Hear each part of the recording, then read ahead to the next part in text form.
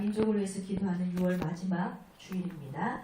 하나님께서 저와 여러분에게 주신 이 한 달 분명히 여러분 각자가 기도의 생활을 많이 하신 줄 압니다. 여러분의 이 중보의 기도가 모여서 하나님 나라와 이 민족이 변화되는 놀라운 은혜가 있기를 주님의 이름으로 축원드립니다. 그래서 오늘 함께 봉독하신 마태복음 6장 25절에서 34절의 말씀을 중심으로 하나님의 나라를 위한 삶이라는 제목으로 은혜를 나누고자 합니다.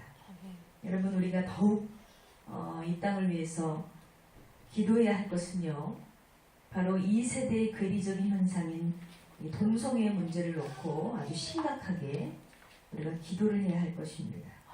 성경을 봐도 이미 구약시대에서부터 동성애는 타락한 성문화와 인간의 아주 가장 극한 자기애와 탐욕으로 한해서 발생한 죄악이었는데요.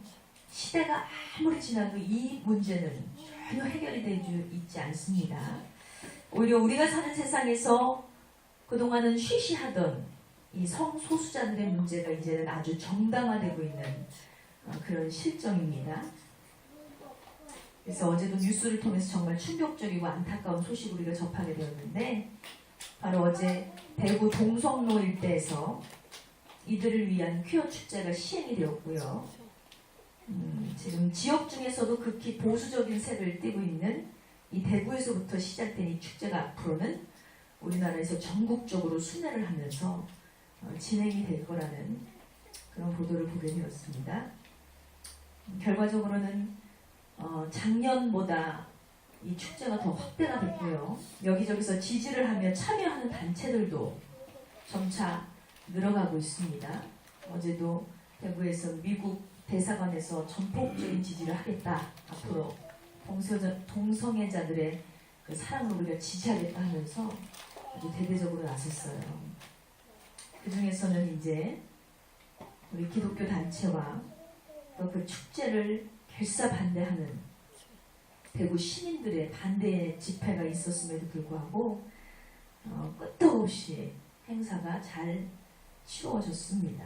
앞으로 이들을 인정하는 또 지지하는 이 축제는 앞으로 우리나라에서 굉장히 크게 자리매김할 것으로 보여서 이것은 우리나라적으로도 굉장히 위태하고 심각한 문제라는 생각으로 볼 수 있습니다. 특별히 7월에는요, 우리 서울시청에서 또 이 동성애자들을 위한 아주 대대적인 퀴어 축제가 예정이 되어 있고요. 그로 인해서 많은 깨어있는 목자들과 그리스도인들이 아주 염려를 많이 하고 있습니다. 왜냐하면 거리에서 하는 축제이기 때문에 오픈이 되어 있잖아요.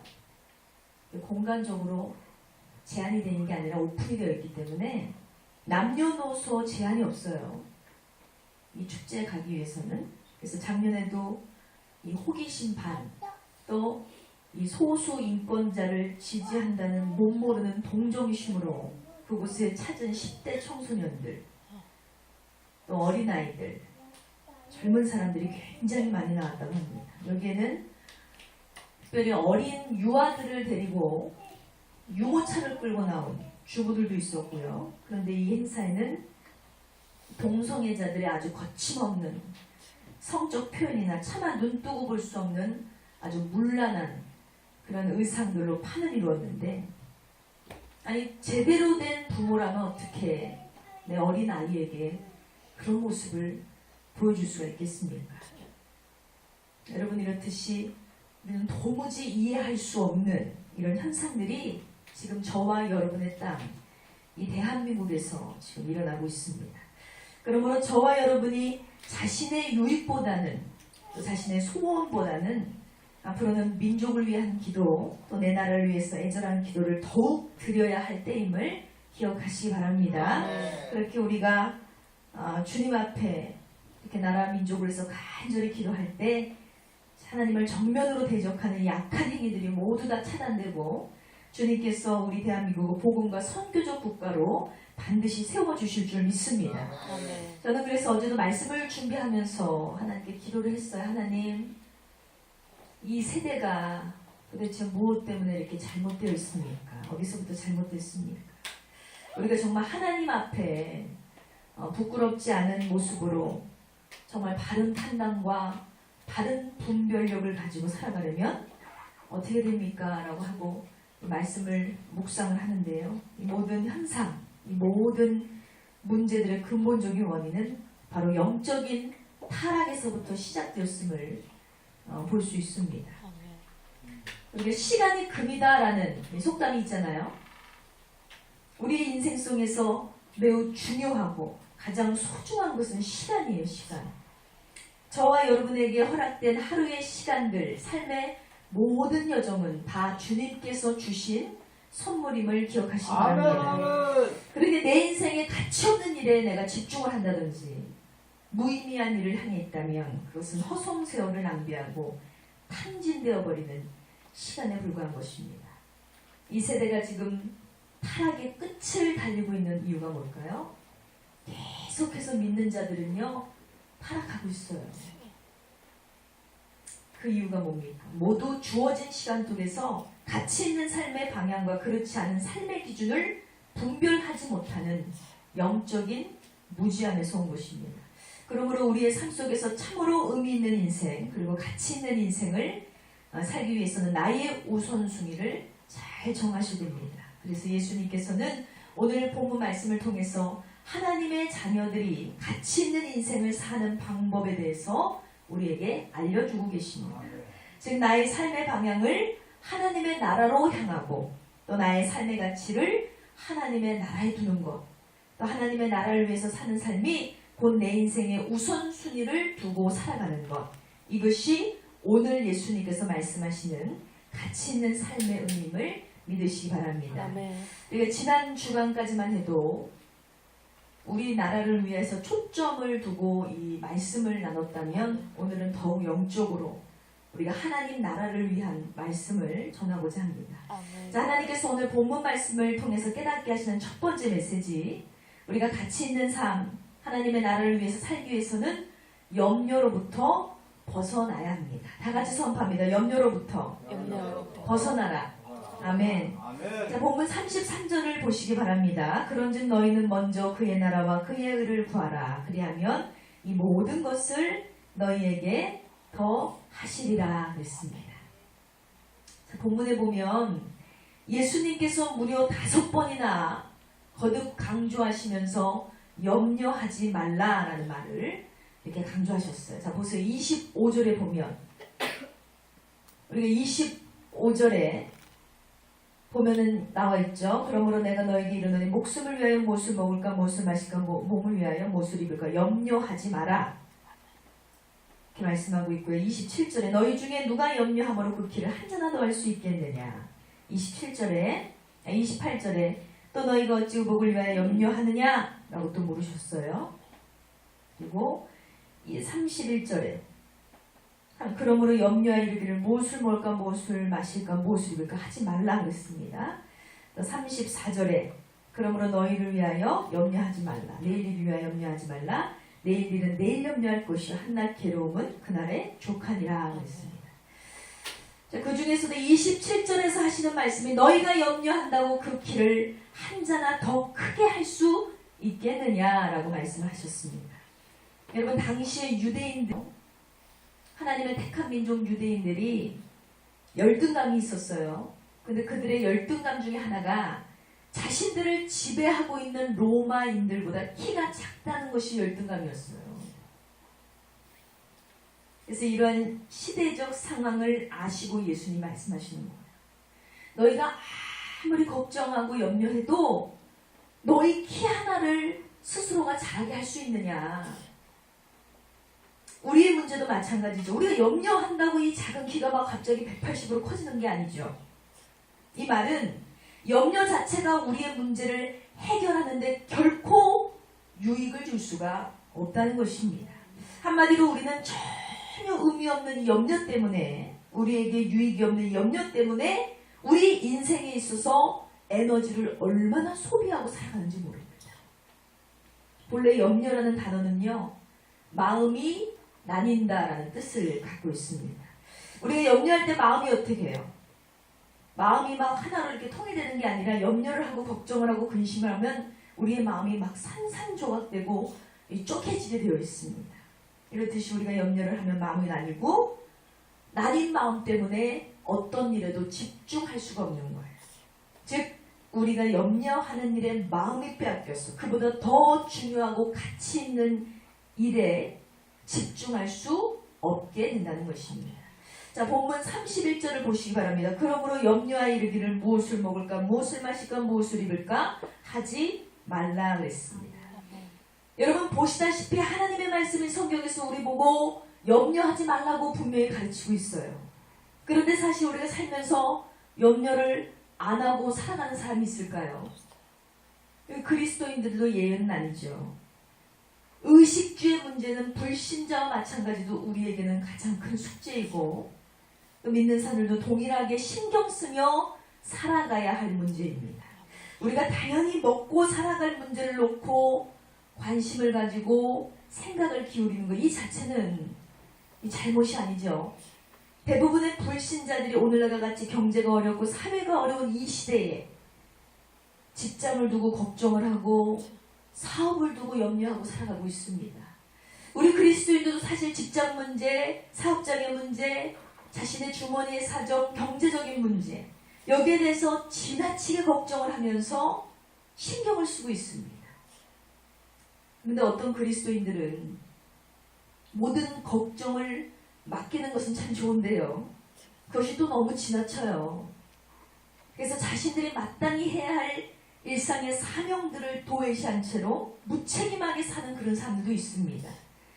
이 남편은 가정의 한 가정의 가장으로서 배우자와 자녀들을 위해서 생활을 분명히 책임져야 됩니다. 그런데 어떤 그리스도인 남편은 하나님이 알아서 해주시겠지 하면서 이것이 염려를 맡기는 삶이라고 주장하면서 교회나 기도원에 가서 기도만 하는 사람이 있어요.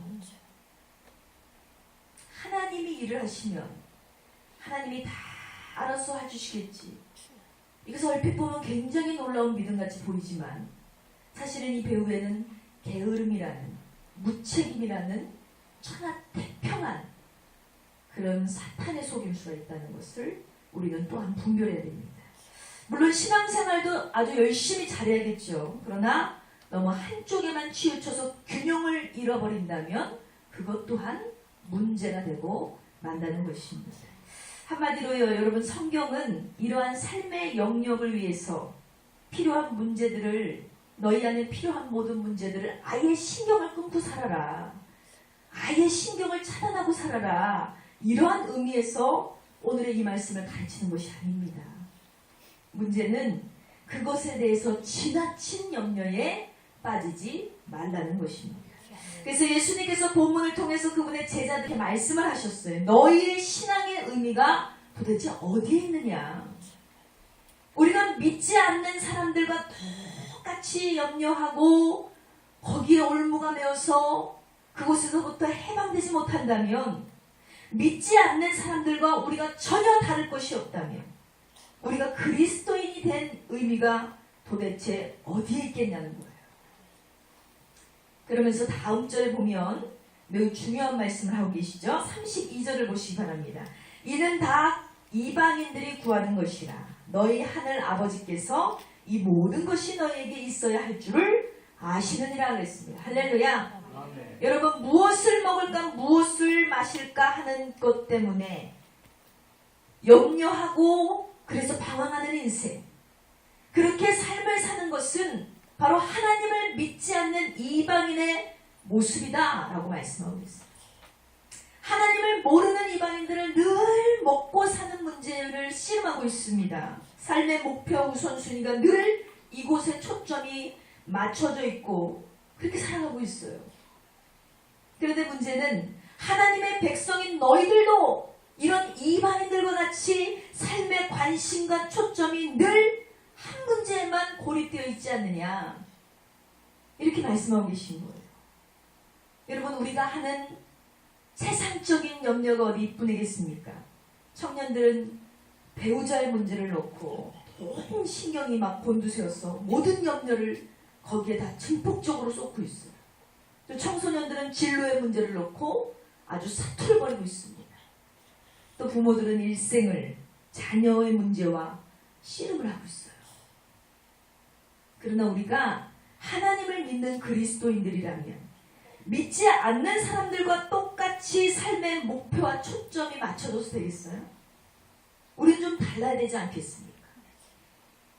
그러나 불행히도 우리는 하나도 다르지 않아요. 똑같이 염려에 매여서 똑같이 방황하고 똑같이 인생의 짐의 무게에 눌려서 그렇게 우리는 살아가고 있는 것입니다. 그러나 여러분, 우리가 문제를 두고 걱정하면서 슬퍼하면서 삶의 방향을 알지 못하고 방황한다면 도대체 우리는 왜 예수를 믿는 것입니까? 우리가 예수님을 믿는 이유가 뭐예요? 예수를 믿음에도 불구하고 그분은 알매도 불구하고 우리의 인생은 불안해요. 두려울 뿐입니다. 기쁨을 상실한 채로 우리는 살아가고 있습니다. 염려로 가득 채워진 인생을 살아가고 있습니다. 이런 인생만큼 안타까운 인생은 없다는 것입니다. 이런 모르는 사람들은 몰라서, 예수님을 몰라서, 하나님의 그 전능하심을 몰라서 못 믿는다 치고 우리는 알면서도 세상과 똑같이 살아가요. 우리는 알면서도 염려하며 살아가요. 그럼 왜 예수를 믿는 거예요? 얼마나 비참해요. 우리가 드리는 예배, 우리가 그리스도를 구세주와 주님으로 영접했다는 고백이 우리의 삶의 이 변화와 차이점을 전혀 가져올 수 없다면 우리 그리스도인들의 신앙의 의미는 도대체 어디에 있는 것입니까? 이런 중요한 도전을 이 본문을 통해서 예수님은 우리에게 던져주고 계신 것입니다. 사랑하는 성도 여러분, 우리의 삶, 여러분 오늘 본문에서 나타나 있듯이 우리의 삶, 우리의 필요를 주님이 다 알고 계심을 분명히 믿으시기 바랍니다.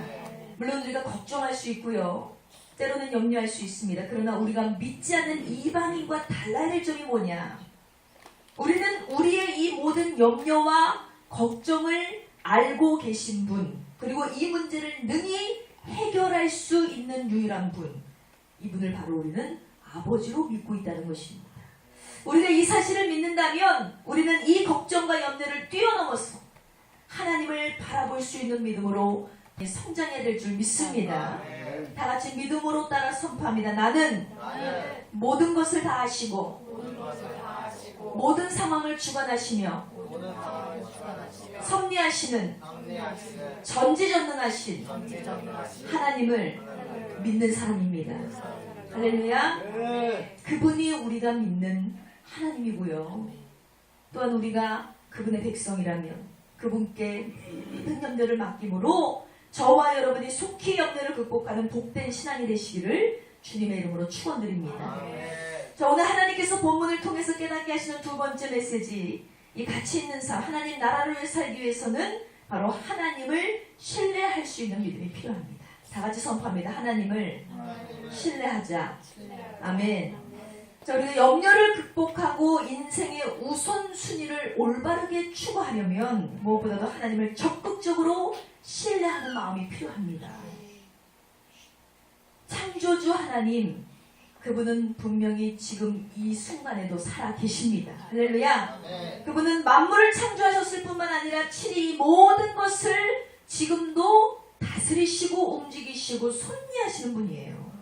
그래서 우리의 인생도 그분의 손에 달려있다는 사실을 여러분 믿으십니까? 아멘. 창조주 하나님, 모든 것을 주관하시는 하나님은 만물 속에 있는 저와 여러분을 지금 이 순간에도 다스리시고 주관하고 계시다는 것입니다. 아멘. 우리가 이것을 믿는다면, 우리가 진짜 이것을 믿는다면, 하나님의 주관하심과 전능성을 참으로 믿고 신뢰한다면 세상에서 염려와 걱정 따위는 거뜬히 이겨낼 수 있지 않겠습니까? 바로 이 믿음이 서지 않았기 때문에 우리는 때로는 염려하며 세상을 여전히 두려워하며 그렇게 살아가고 있는 것입니다. 오늘 말씀에 보니까요, 오죽이나 예수님이 답답하셨으면 아주 좋은 비유를 통해서 우리에게 말씀해 주고 계세요. 이 제자들에게 말씀하시기를, 저 들에 핀 백화파를 봐라. 저 들에 펴있는 저 잡초들을 봐라. 저것들은 아무것도 아니야. 아무도 귀히 여기지 않아. 그렇지만 저 잡풀 같은 풀도 창조주 하나님이 돌보시지 않느냐, 잘하게 하시지 않느냐. 셀 수도 없는 많은 공중에 있는 새들을 봐라. 그 새들도 하나님이 기르시는데 하물며 당신의 형상대로 지으신 사람을, 당신의 외아들을 죽기까지 사랑하신 그 사람을 하나님께서 얼마나 사랑하시고 귀히 여기시며 당연히 기르시지 않겠느냐. 30절 말씀을 보세요. 오늘 있다가 내일 아궁이에 던져지는 들풀도 하나님께서 이렇게 입히시건 하물며 너일까 보냐 믿음이 작은 자들아 그랬어요. 여러분, 주님께서는요 당신의 자녀들에게 이 믿음이 없는 자들아라고 말씀하시지 않았어요. 한 말씀을 하셔도 예수님은 참 지혜롭게 말씀하시죠. 그들에게 믿음이 있는 것을 분명히 아셨습니다. 우리도 믿음이 없어서 염려하는 건 아니에요. 아주 하나님을 몰라서 우리가 걱정하는 게 아니에요. 하나님을 믿고 하나님을 알지만 우리의 믿음이 적은 거예요. 염려와 걱정의 늪에 빠지고 그 염려에서 해방되지 못하는 이유가 바로 여기 있다는 것입니다. 우리의 믿음이 적기 때문에, 작아서. 그래서 예수님도 이렇게 말씀하세요. 믿음이 작은 자들아. 어찌 보면 이것은 하나님을 충분히 신뢰하지 못한다는 얘기로 볼 수 있습니다.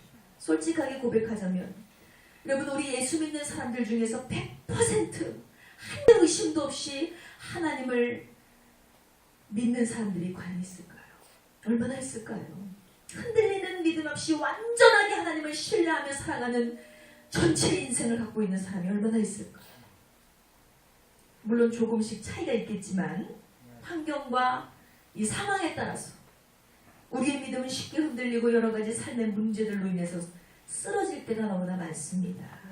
예배를 드리고 기도할 때는 잠깐은 괜찮아요.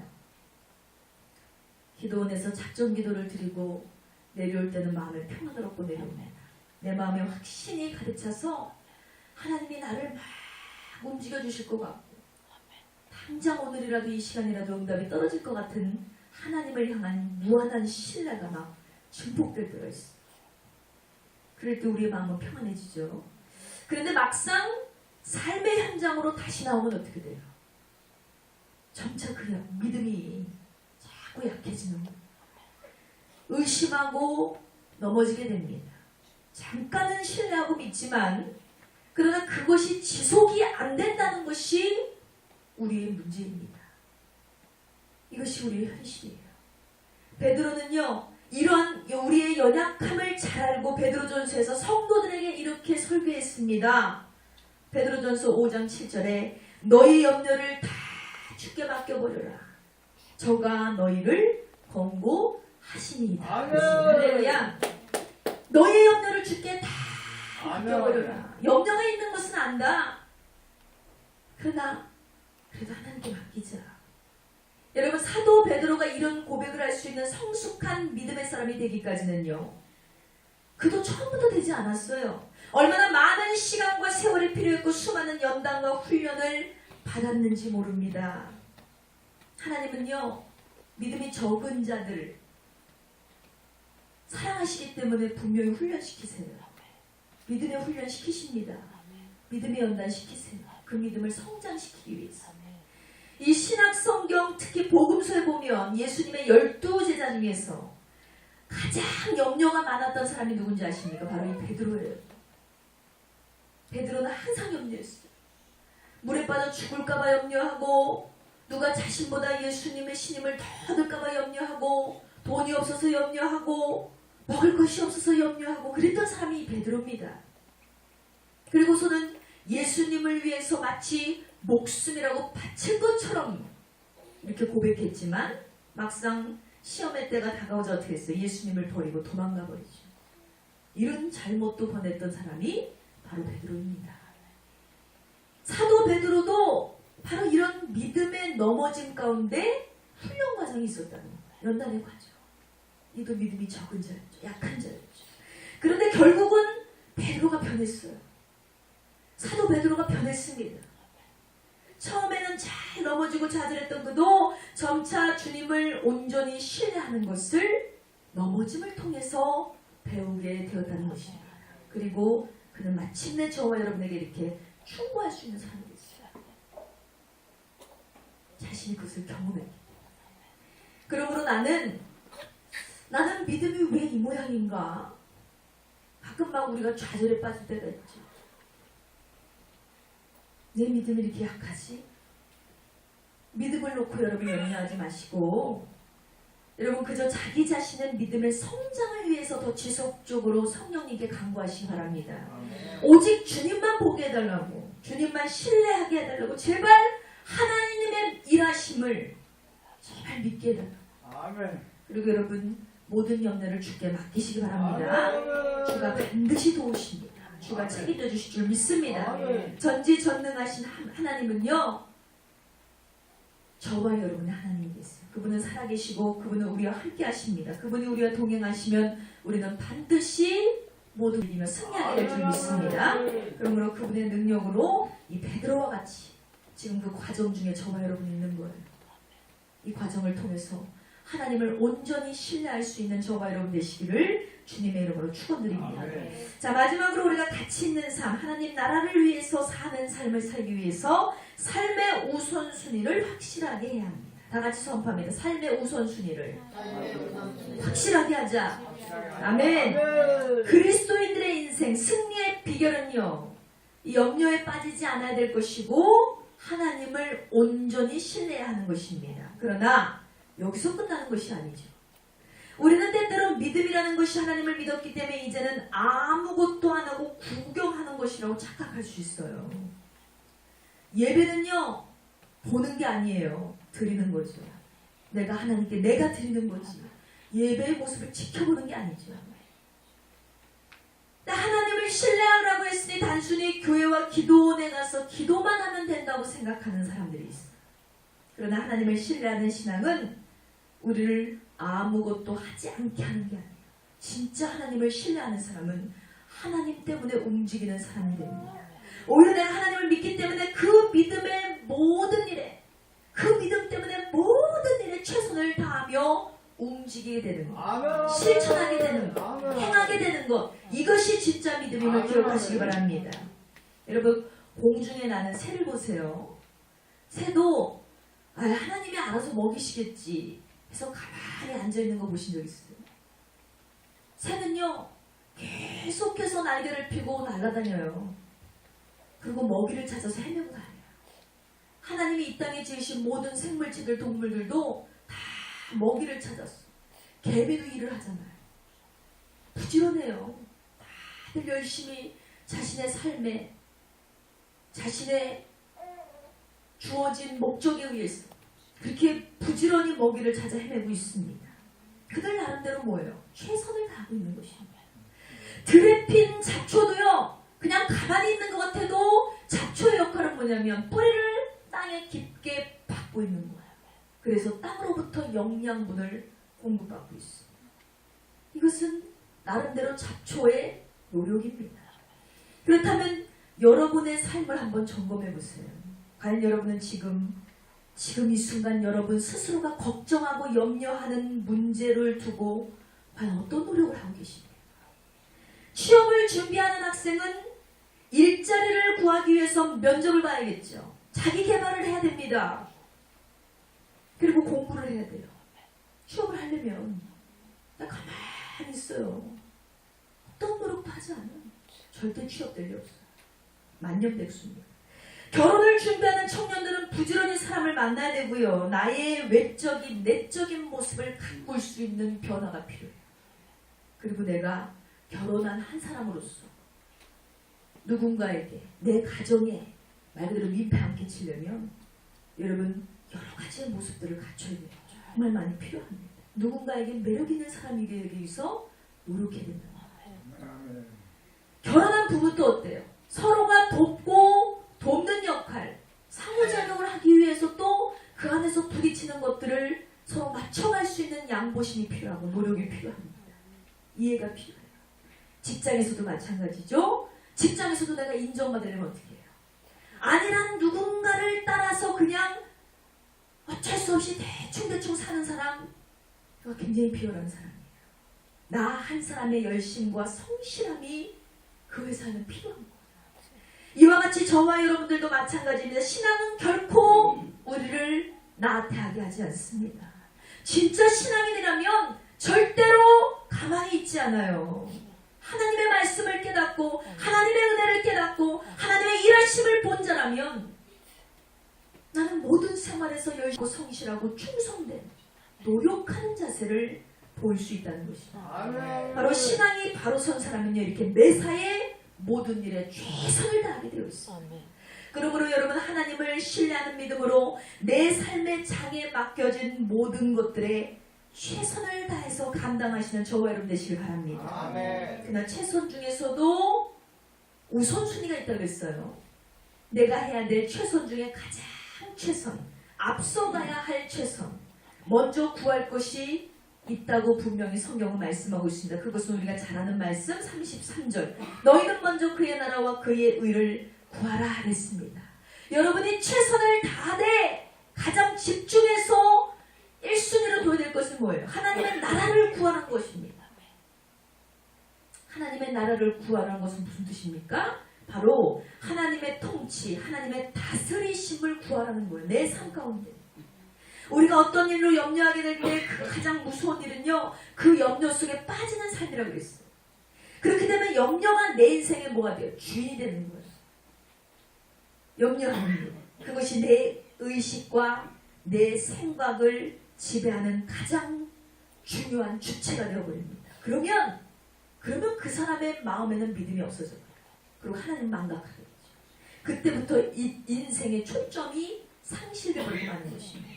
그래서 우리는 삶에 있어서 가장 중요한 것은 뭡니까? 하나님과 나의 관계가 제일 중요해요. 내가 염려하는 어떤 일이 있는 순간에도 가장 중요한 것은 하나님과 나의 관계예요.